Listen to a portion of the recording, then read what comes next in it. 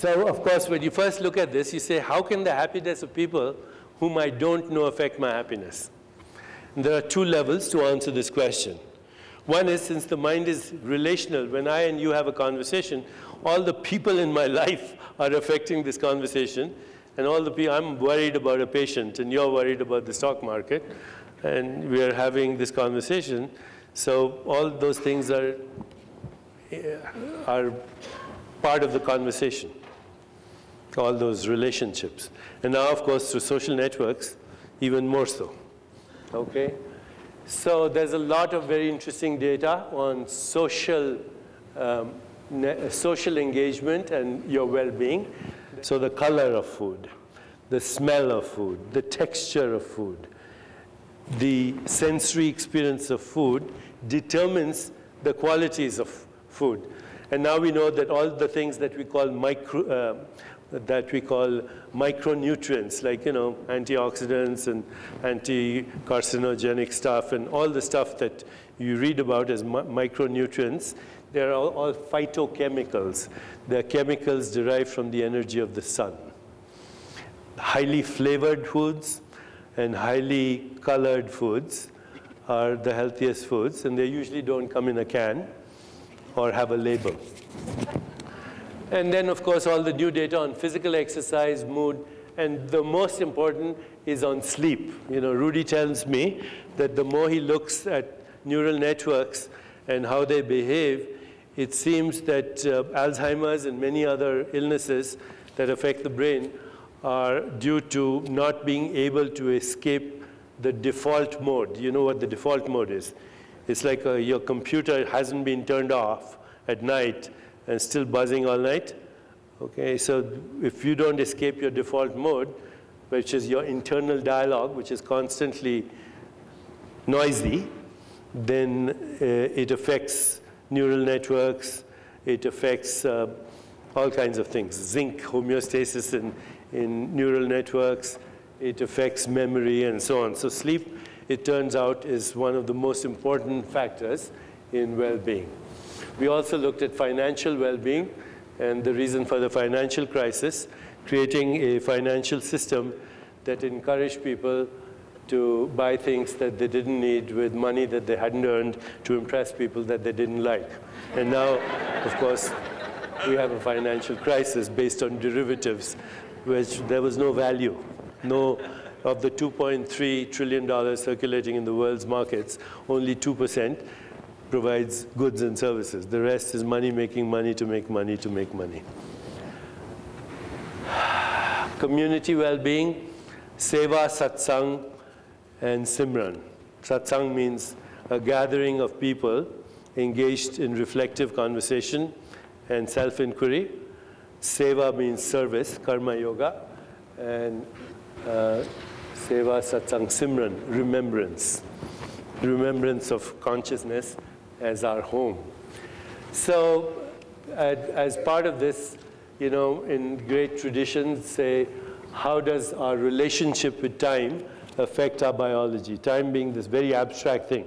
Vedanta describes time as the continuity of memory that uses the ego as an internal reference point. I'll repeat that. Vedanta describes time as the continuity of memory that uses the ego as an internal reference point. You say, when I was a baby, when I was a teenager, you're actually projecting a self-image to pure consciousness, and then the continuity of memory on that self-image is time. And we metabolize time as the aging process. Okay, time is born when there is subject-object split, when there is measurement. The observer and the measurement of experience, right? We say we had a good time, time flew. I have 20 deadlines, I'm running out of time. What is this thing you're running out of? Okay. People use that term all the time, I'm running out of time. You know, biologically, when you examine people who are running out of time, you'll find that they have jittery platelets with high levels of adrenaline, their blood pressure is higher, they have more arrhythmias, they have faster heart rates, they have high levels of cortisol, adrenaline. When they suddenly drop dead of a heart attack, they've run out of time. An abstract force kills them. Because the abstract force is the movement of consciousness. That's what Krishnamurti said. Time is the movement of thought that separates the observer from the observed, when in fact the observer and the observed are a single consciousness. So in our mindfulness practice, we say sleep time, meditation time, playtime, creative time, physical exercise time, focus, work time, relationship time, and downtime. These are the 8 slices of the pizza. Okay, these are the major breakthroughs of the body when you understand consciousness. Your body is a process. It's not a structure. It's an energy and information field that processes the mind. Your genes are not deterministic with exceptions, because you cannot alter the sequence of your genes, but you can modulate the activity of your genes. Now, of course, there are certain things called de novo mutations, which we don't understand, which may be epigenetic. But that's for the future. Your neural networks are plastic. You, in fact, influence your neural networks. Your relationship with time determines how you metabolize that experience into your biology. And awareness is the key to this whole transformation. Resurrecting the soul. As we move to pure awareness, we find effortless spontaneity in choiceless awareness. Choiceless awareness means just being. We find the experience of love as a very fundamental attribute of that consciousness. We unleash our imagination and our creativity. We find what is called grace in religious traditions, but grace is nothing other than the synchronistic, non-local correlations of the universe. And we have the experience that the universe is evolving through us. And then I've defined this in all these different ways, and I'm not going to take you through that because it's quite, it's too specific right now. But ultimately, the goal of life, at least in our tradition, is to experience pure consciousness and experience ourselves as the consciousness of the universe and unity consciousness as the goal, living in yoga through being, feeling, thinking, and doing. Okay, so being is the most fundamental state. Feeling is the emergence of qualia. Okay. And in the terminology of the Buddha, the highest level of intelligence is being, okay, non-local being. The second highest form of intelligence is feeling, but the feeling that is evolutionary, that connects. So the divine qualities of loving kindness, compassion, empathy, joy, and equanimity. The third highest level is thinking, but not dogmatic thinking or even rational thinking, but reflective thinking. Okay, self-inquiry. Who am I? And the final level of intelligence is doing, karma yoga. So this is called Raj Yoga, the yoga of being. This is Bhakti Yoga, the yoga of feeling. Gyan Yoga, the yoga of the intellect. And Karma Yoga, the yoga of action. Well, we presented some of this data to His Holiness the Dalai Lama, especially our social scientists at Gallup and other places. We said, oh boy, we have the happiness formula. In fact, there is a happiness formula according to social scientists. Just like Stewart has his collapse of wave function. The happiness formula is H is equal to S plus V plus C. So H stands for happiness. S is set point in the brain, which is determined by your level of awareness, contracted, expanded, pure. That's the set point, okay? Plus C, conditions of living. Do you have money? Are you successful? Are you happy in your career? Are you healthy? And then V, voluntary choices. So there are 2 choices that we make every day, one for personal pleasure, and the second for meaning, purpose, creativity.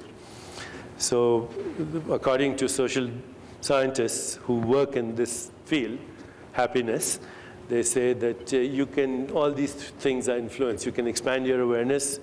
You can make choices that bring you fulfillment, creativity, purpose, meaning. And you can also pursue success, but from expanded awareness, not from contracted awareness. So when we presented this to His Holiness, and, scientists like to present data, even though this is soft data or whatever. They said, so we have the happiness formula. And His Holiness said, these things will make you happy, but they will not really make you happy. Because human beings have other problems, existential unhappiness. I'm happy today, but I worry that I won't be happy tomorrow. Also, I have resentments about the past. Somebody made the remark that if you kick a dog, the dog also has memory, and you meet that dog 2 years later, the dog will attack you. But unlike a human being, the dog won't plan for 2 years how to get even. That's a human dilemma. And then, of course, we have the big, the causes of suffering as defined in the Vedanta. I think those of you who are familiar with Eastern wisdom traditions, the kleshas, the 5 kleshas: false identity, local identity, fear of death, attachment to the impermanent, afraid of the impermanent, and not knowing your true self. Those are the causes. And so there's no formula for that other than spiritual enlightenment.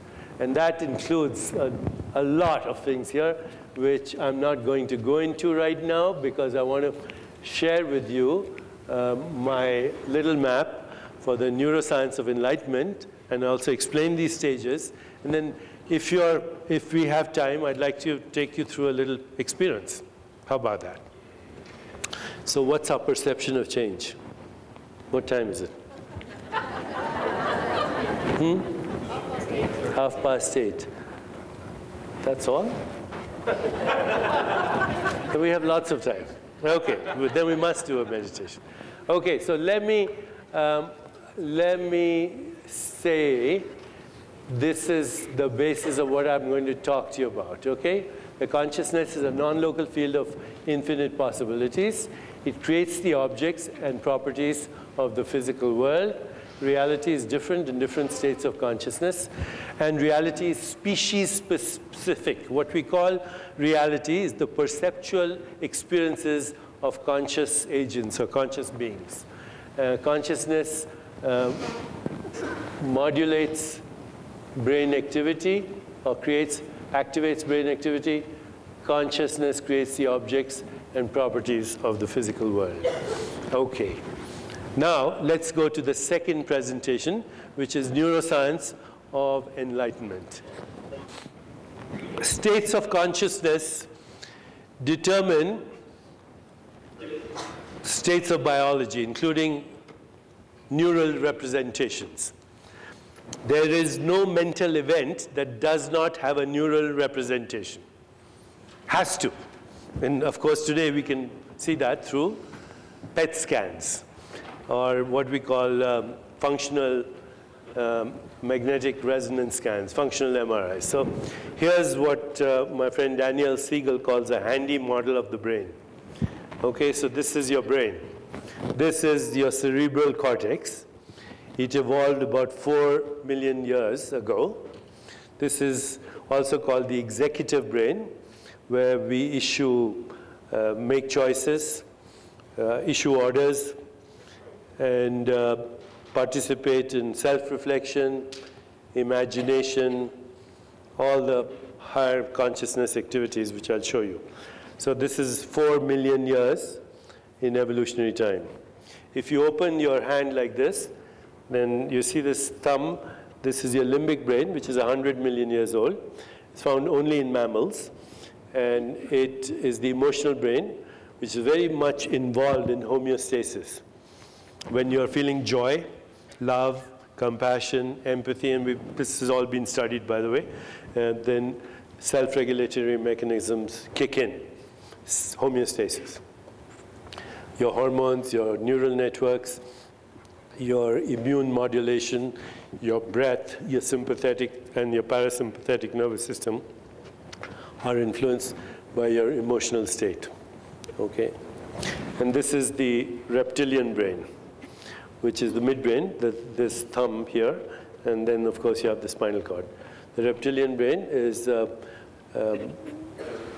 300 million years evolutionary time, and it's the primitive part of our brain that started with a startle center, but now we call the fight-flight response. In medical school, we used to remember them as the 4 Fs: feeding, fighting, fleeing, and reproduction. Okay, now let's go.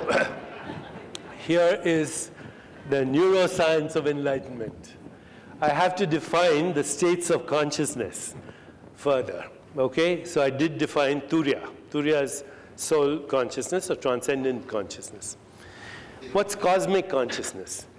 It's the consciousness that allows you to look at objects in their local and in their non-local aspects. There's a beautiful, actually, story of the Buddha and his, what is referred to as his silent lecture. So he comes into the deer park, and he has a rose in his hand. And all his disciples are there, and they're all quiet. And Buddha doesn't say a word. And finally, Ananda smiles, because he seemingly understood what the Buddha was saying. And the Buddha then goes back into his meditation. So everybody goes to the Ananda and say, hey, you know, what did you see? We saw a rose. We just saw a flower. What did you see? And Ananda says, I saw the rose, but I also saw rainbows and sunshine and earth and water and wind and air and the infinite void. And I saw the whole universe stopping along the way and pretend to be a rose. And then I saw beyond that, and I saw the consciousness in which all this is happening.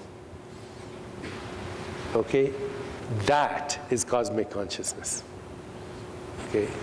It's literally to see the cosmos in every space-time event. You know, they say Buddha got enlightened under a tree. Well, think of it. A tree is an ecosystem, right? It's the birds, it's the bees, it's the flora, it's the fauna, it's the weather, it's sun, rain, sunshine, earth, stardust, all of it. The tree of enlightenment. And so that's cosmic consciousness. And divine consciousness is where you see that the observer within you is the same as the observer within the other. What Meister Eckhart, great Christian mystic, he said, the eye through which I see God is the same eye through which God sees me. That's divine consciousness. And then unity consciousness is that there is no differentiation. I see that the observer within me is the same as the observer within you, but then they merge as an experience, experientially, and then I realize that there's only one observer, and the whole universe is the manifestation of that one observer, and I am that observer. The rest was perceptual artifact in limited states of consciousness. So this is the map, okay?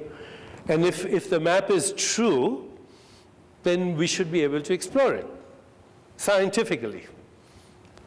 And so this is what I laid out then as our map and the exploration of that map.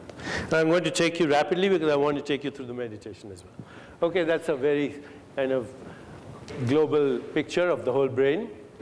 Let's go. Is the prefrontal cortex, is this part of your brain. These two fingers here, this is really what processes consciousness in the form of looking into the future, reflection, and all the higher functions of consciousness.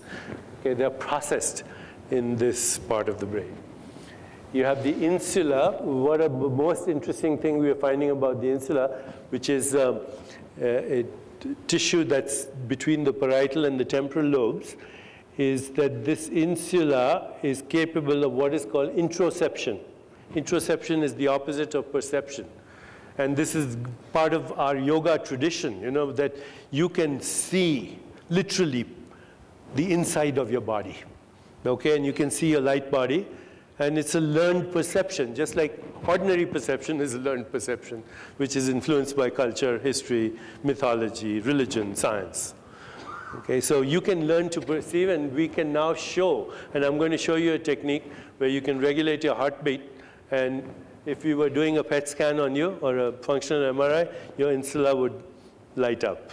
And some of the meditators that we've looked at, and right now we're doing lots of studies on telomerase and enzymes and gene regulation in people who practice these types of meditation, you can see the growth of the insula enlarges.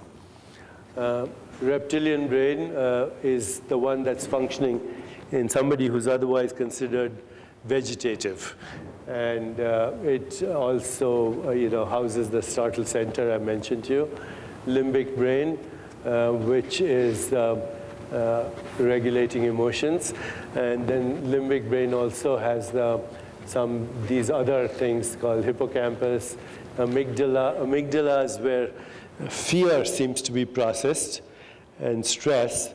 And one of the very interesting findings that we've come across through some of the neuroscientist friends that we work with is that when you listen to somebody empathetically, not giving them advice, but listening to them and feeling their feelings, what we call empathy, your amygdala of the person that is being listened to starts to decrease in size. It cools down, the activity of the amygdala. So it's a relational process. Mind and body and brain are all a relational process. Some of the evolutionary history, I'm not going to go into this, except this one, because I find that limbic brain is the seat of emotions. Emotions have biological functions. And this is a very brilliant insight that Darwin had. He said natural selection favors emotionality for the same reason that it does any other feature, which is enhanced survival. So genes and natural selection does not endow us with the capacity for finding ultimate truth.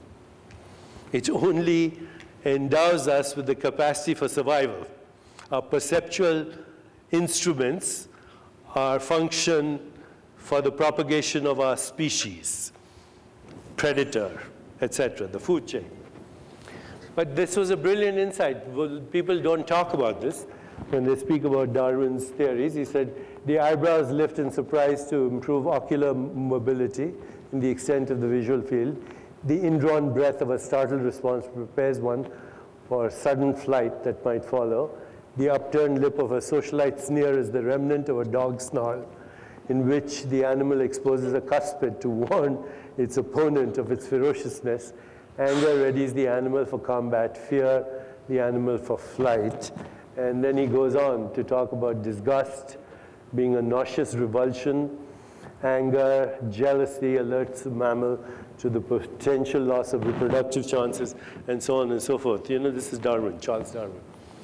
And then here is other scientists now informing us, social scientists, that contempt, pride, guilt, shame, humiliation inform social mammals with increasing precision about their status in a group. And that primates have these emotions, by the way, chimpanzees. And then you come here to higher emotions, love, compassion, empathy, emotions fostering interbeingness. And this I got from Dr. Jonas Salk, who in a way was one of my mentors. I left Boston to go to San Diego to be with Jonas, and he shortly died after that. But he was talking about metabiological evolution, which is the evolution of consciousness and the evolution of the consciousness of consciousness. And he was saying that survival of the fittest has to be replaced by survival of the wisest, that wisdom will become the criterion for evolution. And he defined wisdom as that knowledge that nurtures the ecosystem, the web of life, so to speak. And so those are some of the higher emotions. And then you have love, compassion, empathy.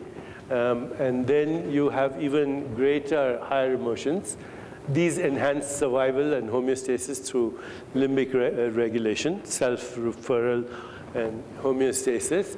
And then you have even higher emotions, spiritual exaltation, peak experiences, the thrill of scientific discovery.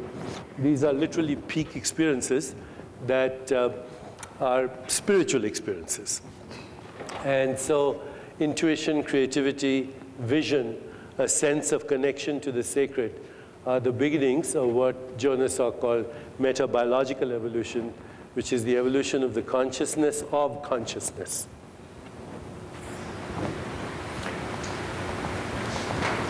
Okay, just this little bit on mindfulness, because I'm going to take you through this. External environment, which is not external. You know, external environment is the experience of qualia in consciousness. Sound, touch, sight, taste, and smell. They're all sensations, images, and consciousness. Your neural networks only sense pH, electrolytes, electrochemistry. Okay. So right now, imagine a beautiful sunset on the mountains. Can you see it? Yes? There's no picture of a sunset in your brain, but you are seeing a picture. Where is that picture? It's a quality of consciousness within consciousness. So according to this model, qualia are the fundamental units of awareness. Just like quantum is the fundamental unit of measurement, qualia are the fundamental units of awareness. And that's all we experience. Our body is a gestalt is a qualia gestalt. When you look at the brain, that's a qualia gestalt. The universe is a qualia gestalt. It's the subject and the object. Internal environment, body awareness, breath awareness, heart awareness, visceral awareness, all learned things called interoception. And metacognition, which is observing ourselves, having a sensory experience, intentional perceptual experience, and self-observation. So once again, metacognition, observing ourselves, having a sensory experience, intentional perceptual experience, because perception is a very selected act of attention and intention. We know that. I'm with you at a party, and you and I are speaking, and we're having a conversation. The rest of the party is a noise. It's a hum. Then somebody at the end of the room starts talking about me. I don't listen to you. I listen to that person out there. And what you're saying is not part of my awareness. So all perception is a selective act of attention. And when we become aware of the intentional perceptual experience and self-observation, that activates the prefrontal cortex. Here are the keys to enlightenment. So here are the techniques, okay? The first is non-reactivity, overriding the midbrain, which basically is a bundle of conditioned reflexes and responses triggered by everyone into predictable outcomes. The more predictable you are, the less choice you exercise, the more contracted the awareness. So, you know, the big questions that modern consciousness philosophers ask, is there free will or is there determinism? Vedanta has a different answer. It says there's both. Okay, so if you are in the bondage of karma, that's deterministic. Okay, and karma, not anything esoteric. Karma simply means the metabolism of past experience. Okay, and it's created memories, it's created certain beliefs, assumptions, certain ways of perceiving the world, and it's like the dog is totally predictable, right? But the human being can say, maybe I won't react. Okay, so if you can learn to override your midbrain, that's the first thing. If you can activate the attitudes that expand your consciousness, the feeling, Second.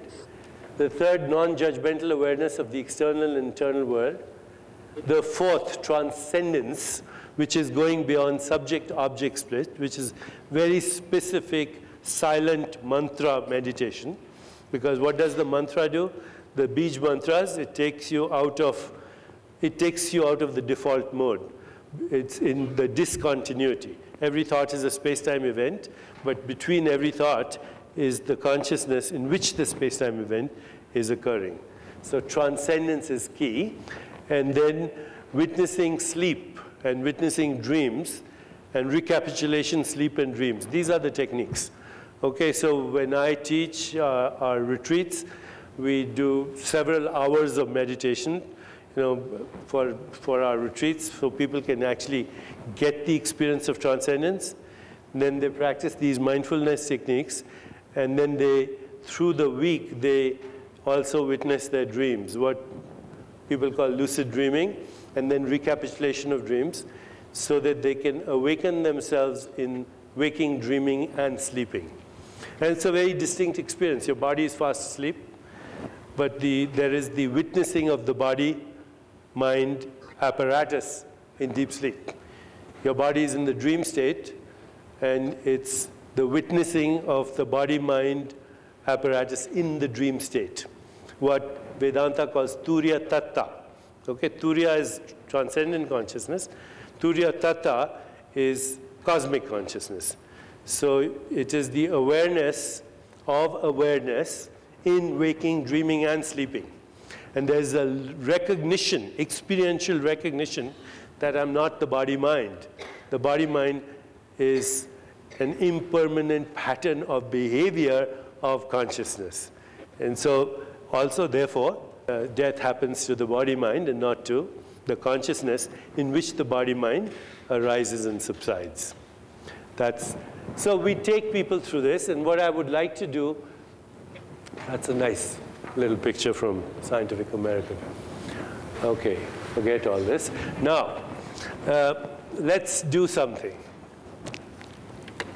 What I'm going to do is take you through the whole gamut of different types of meditation. So we'll start with a mantra meditation. And the reason I'm saying this is mantra. You know, the word mantra comes from two roots. Man, which means mind, tra, instrument. So mantra is an instrument of the mind that takes us beyond the mind. Okay? And for this, in the Vedic tradition, we use Bij mantras. And I'm sure all my Indian friends know what Bij mantras are.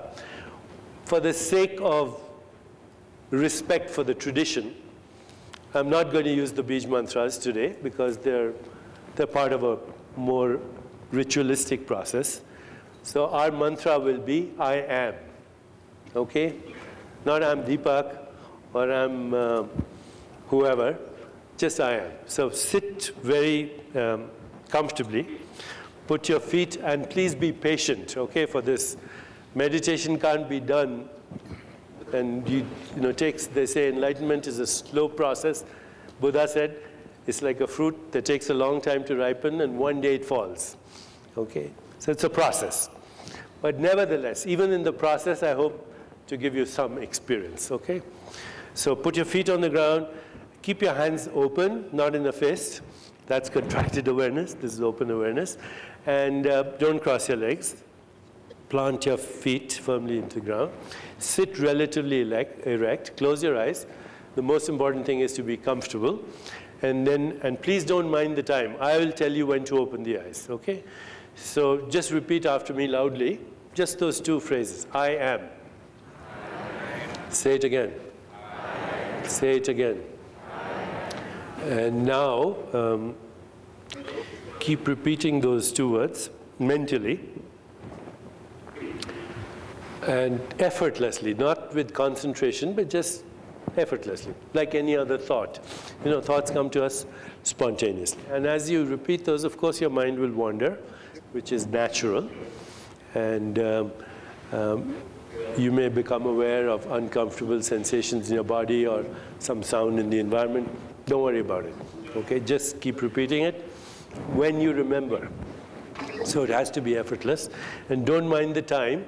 I will track the time. I'll tell you when to open your eyes. And then we'll go through other meditations as an extension of this. I am. That's it.